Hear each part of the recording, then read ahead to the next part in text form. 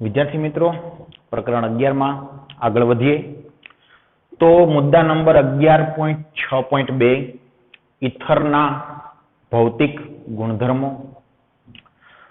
मित्रों ईथर संयोजनों RO R prime सममितीय ईथर के असममितीय ईथर जो R અને R प्राइम समान समूहो होय तो सममितीय ईथर छे, अन्यथा असममितीय ईथर छे। हवे भौतिक गुणधर्मोनी वात करीए तो खास करीने जलीय द्राव्यता अने उत्कलन बिंदु। जो मित्रों ईथर ना उत्कलन बिंदु तेने समान अणुभार धरावता आल्कोहोल करता नीचा होय छे। कारण शुं? कारण के आल्कोहोल में आंतर आणवीय हाइड्रोजन बंध शक्य बने छे, ज्यारे ईथर में आंतर आणवीय हाइड्रोजन बंध शक्य बनता नथी। कारण शुं? कारण एक उदाहरण लीए, दाखला तरीके डाइइथाइल ईथर। तो मित्रों आमा अबंधकारक इलेक्ट्रॉन युग्म धरावतो वधु विद्युतનું परमाणु ऑक्सीजन छे, परंतु आंशिक धनवीजवाળી हाइड्रोजन ज नथी। तो ईथर ईथरना अणुओ वच्चे आंतर आणवीय हाइड्रोजन बंध शक्य न बनता होवाना कारणे तेना उत्कलन बिंदु आल्कोहोल करता नीचा होय छे। परंतु मित्रों खरेखर ईथरना अणुओ ध्रुवीय तो होय ज छे, ते निर्विवाद वस्तु छे। तो ध्रुवीयताना कारणे ईथरना उत्कलन बिंदु अपेक्षा करता ऊंचा होय छे, कारण के अणुओ ध्रुवीय छे। तेथी द्विध्रुवीय द्विध्रुवीय आकर्षण बळो आंतर आणवीय आकर्षण बळो प्रवर्तता होय छे। परंतु ईथरना उत्कलन बिंदु आल्कोहोल करता ऊंचा होई शके नहीं, कारण के आल्कोहोल में आंतर आणवीय हाइड्रोजन बंध बनतो होय छे, जे ईथर में शक्य नथी। बात करिए जलीय द्राव्यतानी तो आल्कोहोलनी माफक ज ईथरनी जलीय द्राव्यता पण सारी छे। कारण शुं? कारण के ईथर में दाखला तरीके कोई ईथरનું उदाहरण लईए, डाइइथाइल ईथर। तो तेनो अणु ध्रुवीय तो छे ज, तदुपरांत ऑक्सीजन परना अबंधकारक इलेक्ट्रॉन युग्म ते पाणीना आंशिक धनभारित हाइड्रोजन साथे हाइड्रोजन बंध बनावी शके छे अने तेथी ईथर संयोजनो पाणीमां द्राव्य होय छे। तो आ थई भौतिक गुणधर्मोनी वात के ईथर संयोजनो ना उत्कलन बिंदु समान अणुभार धरावता आल्केन करता तो ऊंचा होय ज छे, परंतु समान अणुभार धरावता आल्कोहोल करता नीचा होय छे। तदुपरांत जलीय द्राव्यतानी जो बात करिए तो ईथर संयोजनो पाणी साथे हाइड्रोजन बंध बनावता होवाना कारणे ते पाणीमां द्राव्य होय छे, तेनी द्राव्यता आल्कोहोल जेवी ज होय छे। तो आ बाबत थई भौतिक गुणधर्मोनी। हवे खास आजे जे मुद्दानी चर्चा करवानी छे ते छे ईथरनी प्रक्रियाओ।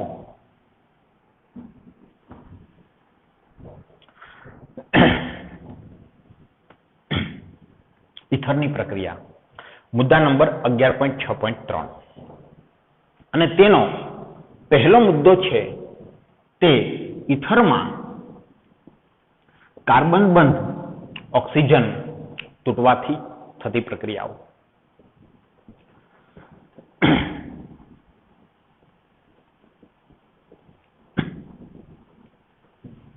કાર્બન બંધ ઓક્સિજન તૂટવાથી થતી પ્રક્રિયાઓ। મિત્રો આ મુદ્દો ખૂબ જ વિસ્તારપૂર્વક ચર્ચવામાં આવેલો છે અને ખૂબ અગત્યની બાબતો સમજાવવામાં આવી છે। તેથી આ મુદ્દાને બરાબર સમજજો। જુઓ તેમાં જે પહેલી પ્રક્રિયા છે તે છે ઈથરની હાઇડ્રોજન હેલાઇડ સાથેની પ્રક્રિયા. હાઇડ્રોજન હેલાઇડ સાથેની પ્રક્રિયા. હવે મિત્રો, ઇથરની જો હાઇડ્રોજન હેલાઇડ સાથેની પ્રક્રિયા થાય તો અપેક્ષિત નિપજ કઈ હોઈ શકે? તો મિત્રો, હું કોઈ પણ OC બંધ તોડી શકું, OC બંધ અથવા તો આ. તો માનો કે આ બંધ આપણે તોડીએ તો આપણને R પ્લસ અને C માઇનસ મળશે અને અહીં H પ્લસ અને X માઇનસ. તો RX એટલે કે આલ્કિલ હેલાઇડ નિપજ મળશે અને ROH એટલે કે આલ્કોહોલ મળશે.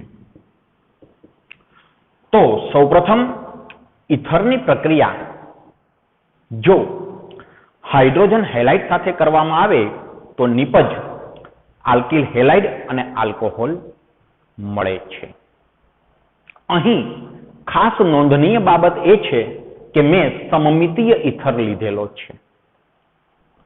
હવે આ જે આલ્કોહોલ બન્યો, આપણે જાણીએ છીએ કે આલ્કોહોલની પણ પ્રક્રિયા હાઇડ્રોજન હેલાઇડ હાજર છે. તો આલ્કોહોલની પ્રક્રિયા જો હાઇડ્રોજન હેલાઇડ સાથે થાય તો આલ્કિલ હેલાઇડ બને RX અને H અને OH H2O છૂટો પડશે. મિત્રો, આ પ્રક્રિયા આપણા માટે નવી નથી. આલ્કોહોલમાંથી આલ્કિલ હેલાઇડની બનાવટ લુકાસ કસોટી HCl સાથે પ્રક્રિયા આલ્કોહોલની, HBr સાથે પ્રક્રિયા જોઈ હતી આપણે. તો બંને પ્રક્રિયાનો જો હું સરવાળો કરું તો હું આવું લખી શકું મિત્રો. આ બંને પ્રક્રિયાનો સરવાળો કરું તો આવું લખી શકું કે ઇથર પ્લસ 2 મોલ HX મળે છે 2 મોલ RX પ્લસ H2O. મિત્રો, ફરીવાર કહું છું કે મેં ઉદાહરણ લીધું છે સમમિતીય ઇથરનું.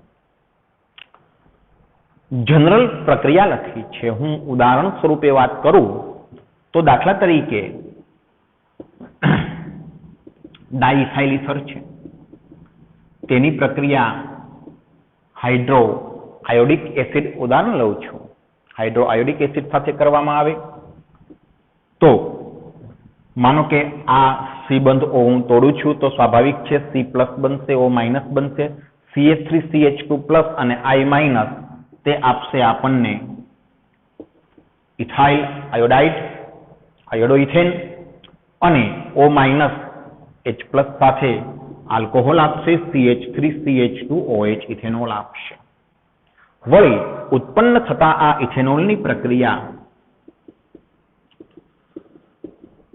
ફરી હાઇડ્રોઆયોડિક એસિડ સાથે થતા આપણને પ્રાપ્ત થશે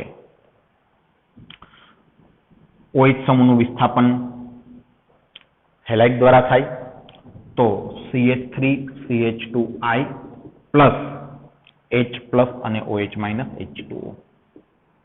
તો આનું આ થયું ઉદાહરણ. મિત્રો, અહીં સ્પષ્ટતાપૂર્વક વાત કરું તો પહેલી પ્રક્રિયા આ જોઈ અને ત્યારબાદ બીજી પ્રક્રિયામાં વાત કરી છે કે ઉત્પન્ન થતા આલ્કોહોલની ફરી હાઇડ્રોજન હેલાઇડ સાથે પ્રક્રિયા થાય અને આલ્કિલ હેલાઇડ પ્રાપ્ત થાય. તો ને માત્ર તો જ જો લેવામાં આવેલો હાઇડ્રોઆયોડિક એસિડ છે તે સાંદ્ર હોય તથા ગરમ પણ કરવું પડે આમાં, અન્યથા આ બીજું સ્ટેપ મળે નહીં. પહેલા સ્ટેપે પ્રક્રિયા પૂરી થઈ જાય. મિત્રો, આ હાઇડ્રોજન હેલાઇડ સાથેની પ્રક્રિયા જે ઇથરની છે તેમાં પ્રક્રિયાની પ્રબળતાનો ક્રમ HCl, HBr અને HI માં અનુક્રમે આવો ક્રમ છે. એટલે કે HCl સાથે ધીમી પ્રક્રિયા મળશે, HBr સાથે ઝડપી મળશે, HI સાથે એથી પણ ઝડપી મળશે.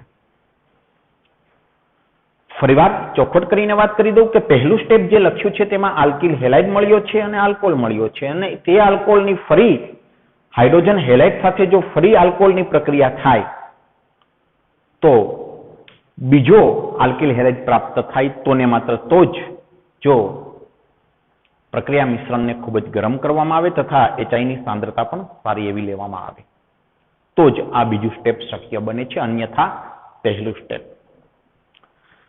ઓકે, હવે બીજી ચોખવટપૂર્વક વાત કરું મિત્રો કે અહીં સમમિતીય ઇથરનું ઉદાહરણ લીધું છે. હવે ખાસ કરીને આપણા માટે આ પહેલું સ્ટેપ મહત્વનું છે. જો અસમમિતીય ઇથર લેવામાં આવે તો કયા આલ્કેલ સમૂહનું આયોડાઇડમાં રૂપાંતર થાય અને કયા આલ્કેલ સમૂહનું આલ્કોહોલમાં રૂપાંતર થાય તે મોટો પ્રશ્ન છે. જો હું તમને ઉદાહરણથી વાત કરું,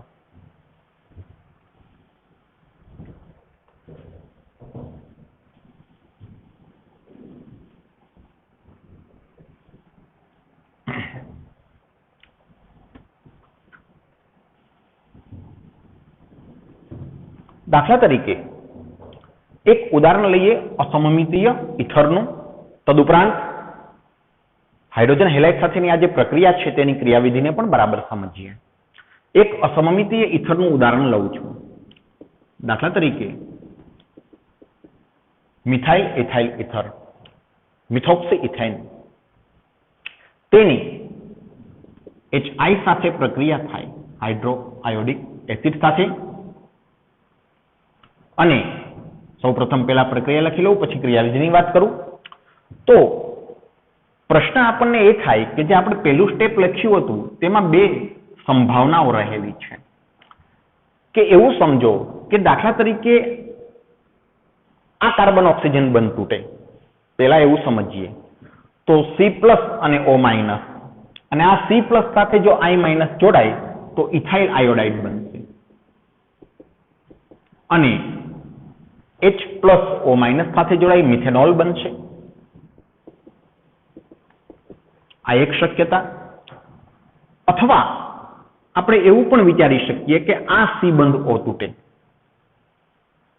તો C+, O-, O- સાથે H+ જોડાશે એટલે ઇથેનોલ બનશે અને C+ સાથે H- CH3I બનશે. ઓકે, હવે ખરેખર સાચું શું તો તે ક્રિયાવિધિ પરથી સમજીએ. કહેવાનો અર્થ છે કે મિથોક્સી ઇથેનની હાઇડ્રોઆયોડિક એસિડ સાથે પ્રક્રિયા થાય તો શું નિપજ તરીકે એ ઇથાઇલ આયોડાઇડ અને મિથેનોલ બનશે કે મિથાઇલ આયોડાઇડ ને ઇથેનોલ બનશે? આ મોટો પ્રશ્ન છે. આને આપણે ક્રિયાવિધિ દ્વારા સમજીએ કે ખરેખર શું થશે. મિત્રો, બંને થાય એવું તો ના બને, કારણ કે પ્રક્રિયાઓ ચોક્કસ ક્રિયાવિધિને અનુસરતી હોય છે. તો આની સ્પષ્ટતા કરીએ તો સ્પષ્ટતા કંઈક આવી છે મિત્રો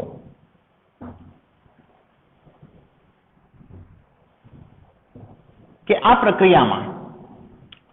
પ્રક્રિયા 3 તબક્કામાં થતી હોય છે. 3 તબક્કામાં. સૌથી પહેલો જે તબક્કો છે તે છે આપેલ ઇથરની હાઇડ્રોઆયોડિક એસિડ સાથેની પ્રક્રિયા, જે સાંદ્ર હોવો જરૂરી છે. મેં તમને અગાઉ કીધું હાઇડ્રોઆયોડિક એસિડ સાથેની પ્રક્રિયા. હવે જુઓ મિત્રો, હાઇડ્રોઆયોડિક એસિડ H+I- અને આ ઓક્સિજન પર હોય છે 2 અબંધકારક ઇલેક્ટ્રોન યુગ્મ. આ અબંધકારક ઇલેક્ટ્રોન યુગ્મ છે તે H+ સ્વીકારશે. તો તેથી નિર્માણ થશે મિત્રો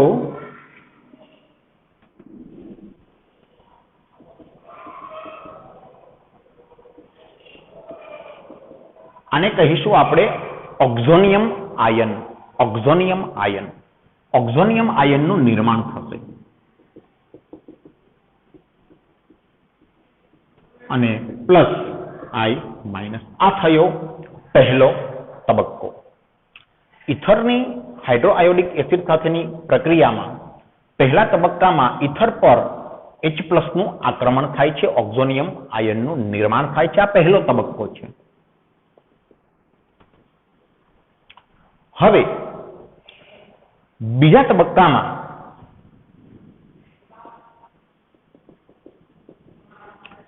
તબક્કામાં આપેલ આ મળેલ ઓક્ઝોનિયમ આયન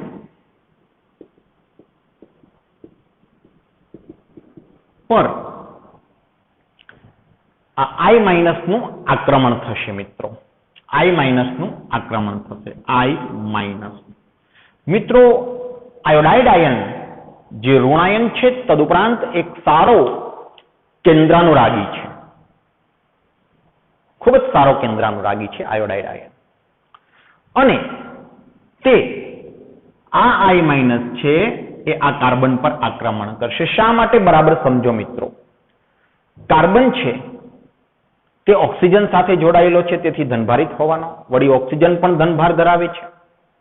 તો તમે કહેશો કે ભાઈ આ I- શું આ જ કાર્બન પર આક્રમણ કરે, આ કાર્બન પર ના કરી શકે? એ કાર્બન પણ ધનભારિત છે. તો બરાબર યાદ રાખો મિત્રો, આયોડાઇડ આયન એ જ કાર્બન પર આક્રમણ કરશે કે જે ઓછો વિસ્થાપિત હોય. કહેવાનો અર્થ છે કે આ કાર્બન પર એક મિથાઇલ વિસ્થાપિત સમૂહ આવેલો છે, આ કાર્બન પર એક પણ વિસ્થાપિત સમૂહ આવેલો નથી. તેથી એવા જ કાર્બન પર I- આક્રમણ કરશે જે ઓછો વિસ્થાપિત હોય. તેથી આ કાર્બન પર આક્રમણ કરશે, નહીં કે આ કાર્બન પર. આ એક બાબતની સ્પષ્ટતા. તો I- આ કાર્બન પર આક્રમણ કરશે. મિત્રો ફરીવાર કહું છું, I- કેન્દ્રાનુરાગી છે અને આ પ્રક્રિયા ખરેખર કેન્દ્રાનુરાગી વિસ્થાપન પ્રક્રિયા થશે. મિત્રો આ સબસ્ટ્રેટ છે ને આ ન્યુક્લિયોફિલિક છે. આ સબસ્ટ્રેટ છે, આ ન્યુક્લિયોફિલિક છે. I- નું આક્રમણ આ સબસ્ટ્રેટ ના ધનભારિત કાર્બન પર થશે. ઓકે. અને બનશે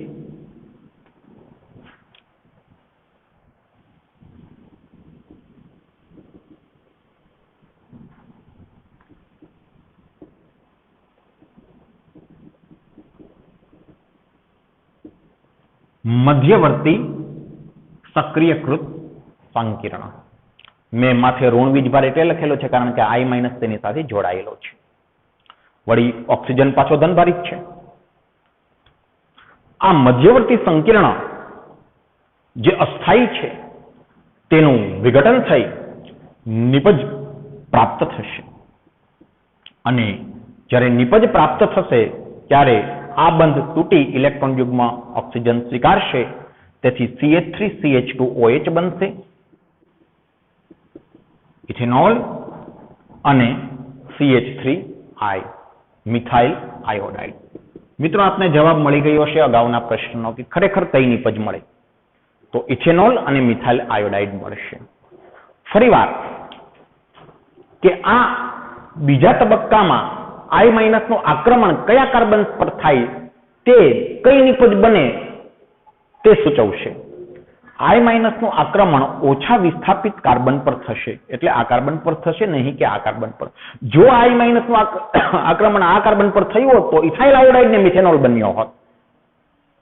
બીજી નોંધનીય બાબત કહું મિત્રો કે આ બીજો તબક્કો છે એ ખરેખર SN2 ક્રિયાવિધિ છે મિત્રો. ન્યુક્લિયોફિલિક સબસ્ટિટ્યુશન દ્વિઆણવીય પ્રક્રિયા.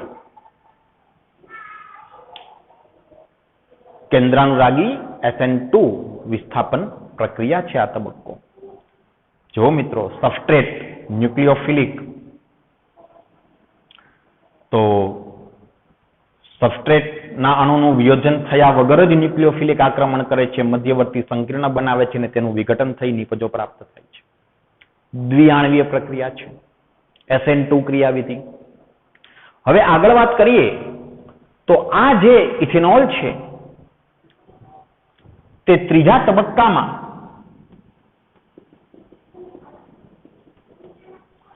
તબક્કામાં મળેલો ઇથેનોલ તે ફરી HI સાથે પ્રક્રિયા કરશે. તો ને માત્ર તો જ, જો તાપમાન ઊંચું હોય, HI ની સાંદ્રતા જો સારી હોય તો જ, નહીતર અટકી જશે. અગાઉ વાત કરી હતી. પણ માનો કે ચાલો તાપમાન ઊંચું છે, સાંદ્રતા સારી છે, HI ની અનુકૂળતા છે, પ્રક્રિયા થવા માટે થશે પ્રક્રિયા.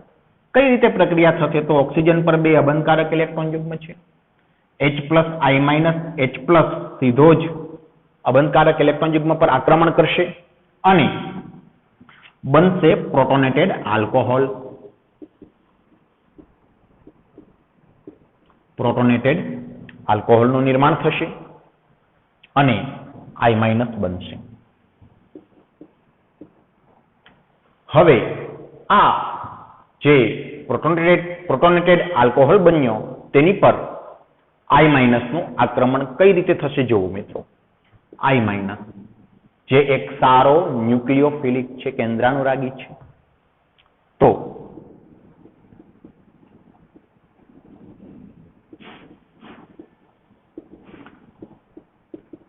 મિત્રો આ પ્રોટોનેટેડ આલ્કોહોલના આ CH3 સમૂહને મેં અહીં નીચે દર્શાવ્યો છે અનુકૂળતા માટે. ખરેખર આ I- છે એ આ કાર્બન પર આક્રમણ કરશે જે વધુ ધનભારિત છે, ઓક્સિજન સાથે સીધો જ જોડાયેલો છે.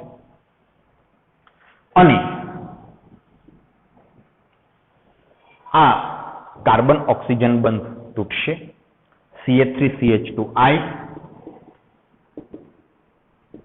ને પ્લસ H2O બનશે. તો આ થઈ ત્રીજા તબક્કામાં સંપૂર્ણ પ્રક્રિયા પૂરી થઈ. તો અગત્યની વાત એ છે, અગત્યનો તબક્કો બીજો તબક્કો છે, જ્યાં આગળ અગાઉ વાત કરી તે મુજબ જો HI ની સાંદ્રતા સારી નહીં હોય, તાપમાન ઊંચું નહીં હોય તો ત્રીજો તબક્કો તો આગળ પણ નથી વધવાનો. તો અહીં પ્રક્રિયા પૂરી થઈ જશે. અને જો અહીં પ્રક્રિયા પૂરી થઈ જાય તો આપણને પ્રશ્ન થાય કે આલ્કોહોલ કયો બને અને હેલાઇડ કયો બને. તો ફરીવાર કહું છું કે આયોડાઇડ આયન તેવા જ કાર્બન પર આક્રમણ કરે છે જે કાર્બન ઓછો વિસ્થાપિત છે. તેથી મિથાઇલ આયોડાઇડ અને ઇથેનોલ બનશે, નહીં કે ઇથાઇલ આયોડાઇડ અને મિથેનોલ. આ અગત્યની સ્પષ્ટતા. ત્યારબાદ પ્રક્રિયા પરિસ્થિતિ અનુસાર ત્રીજો તબક્કો આગળ વધે. તો આ થઈ ઇથરની હાઇડ્રોજન હેલાઇડ સાથેની પ્રક્રિયાની ક્રિયાવિધિ. સમમિતીય ઇથર હોય, બંને બાજુ સમાન આલ્કાઇલ સમૂહ આવેલા હોય તો કોઈ પ્રશ્ન જ નથી કે કયો આલ્કોહોલ મળે ને કયો આયોડાઇડ મળશે, તેનો કોઈ પ્રશ્ન જ નહોતો. પણ અસમમિતીય ઇથર છે તેથી એની ચર્ચા કરવી પડે. આગળ વધીએ મિત્રો. હવે આથી પણ સરસ મજાની વાત કે જો એવો ઇથર લેવામાં આવે કે જેમાં એક આલ્કાઇલ સમૂહ છે તે તૃતીયક કાર્બન ધરાવતો હોય, એટલે કે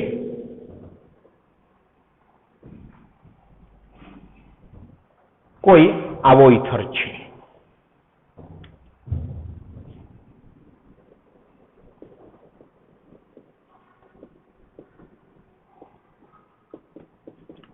હવે આની જો સાંદ્ર હાઇડ્રો આયોડિક એસિડ સાથે પ્રક્રિયા થાય તો કઈ નિપજો પ્રાપ્ત થાય? આની HI સાથે પ્રક્રિયા થાય તો કઈ નિપજો પ્રાપ્ત થાય? કહેવાનો અર્થ છે શું મિથેનોલ બનશે ને તૃતીયક હેલાઇડ બનશે, કે તૃતીયક આલ્કોહોલ બનશે અને મિથેનોલ તૃતીયક આલ્કોહોલ બનશે અને મિથાઇલ હેલાઇડ બનશે, મિથાઇલ આયોડાઇડ શું બનશે? ફરીવાર કહું છું, પ્રશ્ન શું છે કે નિપજ કઈ બનશે? એક આલ્કોહોલ બનશે અને એક હેલાઇડ બનશે. હું પ્રથમ અને દ્વિતીય તબક્કાની વાત કરું છું. ત્રીજો તબક્કો તો શક્ય છે પણ ખરો ને નથી પણ.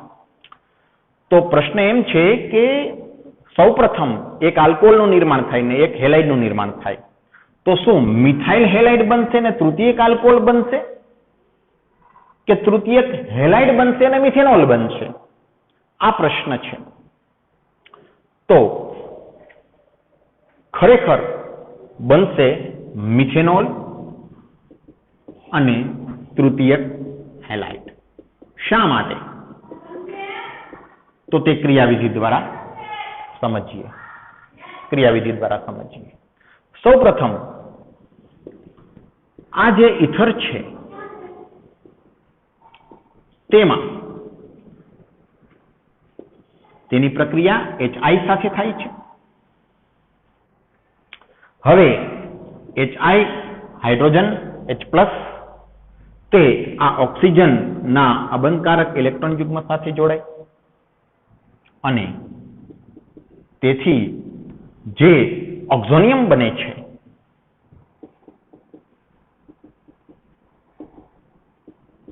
અગાઉની માફક ઓક્ઝોનિયમનું નિર્માણ થશે.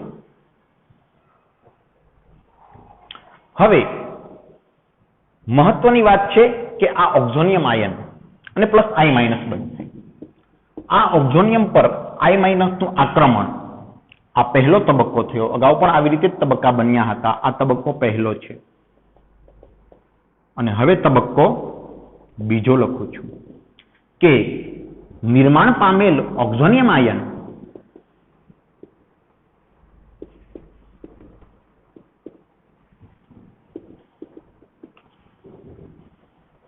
આ સબસ્ટ્રેટ છે અને આ છે ન્યુક્લિયોફિલિક. અગાઉના કિસ્સામાં આ બીજો તબક્કો SN2 ક્રિયાવિધિને અનુસરતો હતો. અહીં આ SN1 ક્રિયાવિધિને અનુસરશે. SN1 ક્રિયાવિધિને અનુસરશે. બીજો તબક્કો SN1 ક્રિયાવિધિને અનુસરશે. કેન્દ્રાનુરાગી વિસ્થાપન પ્રક્રિયા SN1 ક્રિયાવિધિ. શા માટે? ખરેખર I- એટલે કે ન્યુક્લિયોફિલિકનું આક્રમણ હમણાં નહીં થાય. સૌપ્રથમ તો યાદ કરો SN1 ક્રિયાવિધિમાં સૌપ્રથમ સબસ્ટ્રેટનું આયનીકરણ થાય, તેનો બંધ તૂટે. એટલે ખરેખર આ કાર્બન ઓક્સિજન બંધ તૂટશે, ઇલેક્ટ્રોન યુગ્મ ઓક્સિજન સ્વીકારી મિથેનોલનું નિર્માણ થશે અને કાર્બોકેટાયન બનશે. તો મિત્રો આપણને પ્રશ્ન થાય કે અગાઉ જે ક્રિયાવિધિ હતી તેમાં I- નું આક્રમણ આપણે ઓક્ઝોનિયમ પર જ કરાવ્યું હતું. આમાં શા માટે ન કરાવ્યું? પેલા આયનીકરણ કર્યું. પેલા આયનીકરણ એટલે કર્યું છે કારણ કે મળતો તૃતીય કાર્બોકેટાયન થાય છે. SN1 ક્રિયાવિધિ. SN1 ક્રિયાવિધિ કાર્બોકેટાયનનું સ્થાયિત્વ. આ સ્થાયી કાર્બોકેટાયન છે તેની પર બાદમાં I- આક્રમણ કરશે. તો પછીનો તબક્કો દર્શાવું છું કે CH3 પ્લસ વત્તા I- અને CH3 બોન્ડ I તૃતીયક હેલાઇડ બનશે. તૃતીયક હેલાઇડ અને મિથેનોલ. તો બીજો તબક્કો અહીં SN1 ક્રિયાવિધિને અનુસરે છે. પહેલા સબસ્ટ્રેટનું વિયોજન થાય છે અને ત્યારબાદ ન્યુક્લિયોફિલિકનું આક્રમણ થાય છે. SN1 ક્રિયાવિધિ. કારણ શું? કારણ ઉત્પન્ન થતા કાર્બોકેટાયનનું સ્થાયિત્વ. તો આ વાત થઈ અસમમિતીય ઇથરની હાઇડ્રોજન હેલાઇડ સાથેની પ્રક્રિયાની. હવે આગળ ઉપર જો વાત કરીએ તો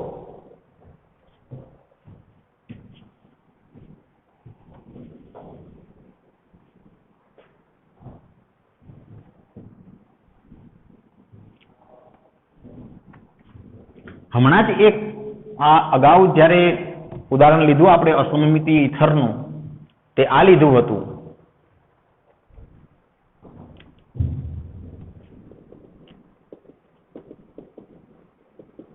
મિથોક્સી ઇથેન, તેની HI સાથેની પ્રક્રિયા. તેમાં પહેલા અને બીજા તબક્કા બાદ જે બનતી નિપજ છે તેમાં આપણે વાત કરી હતી કે મિથાઇલ આયોડાઇડ બને અને ઇથેનોલ બને અને ઉત્પન્ન થતો ઇથેનોલ ફરી પાછું HI સાથે પ્રક્રિયા કરી અને ઇથાઇલ આયોડાઇડ બનાવે છે, જે ત્રીજો તબક્કો હતો, અને H2O પ્રાપ્ત થાય છે. અંતે તો બંને આલ્કેલ સમૂહ છે એના હાઇલાઇડ પ્રાપ્ત થાય છે. હવે વાત કરું તમને એનિસોલની કે શું એનિસોલમાં પણ આવું શક્ય બને? આ પણ એક અસમમિતીય ઇથર છે. શું એનિસોલમાં આવું બને? તો મિત્રો એનિસોલની જો હાઇડ્રોઆયોડિક એસિડ સાથે પ્રક્રિયા થાય તો આ કાર્બન ઓક્સિજન બંધ તૂટશે. C+ બને, O- બને. દેખતી રીતે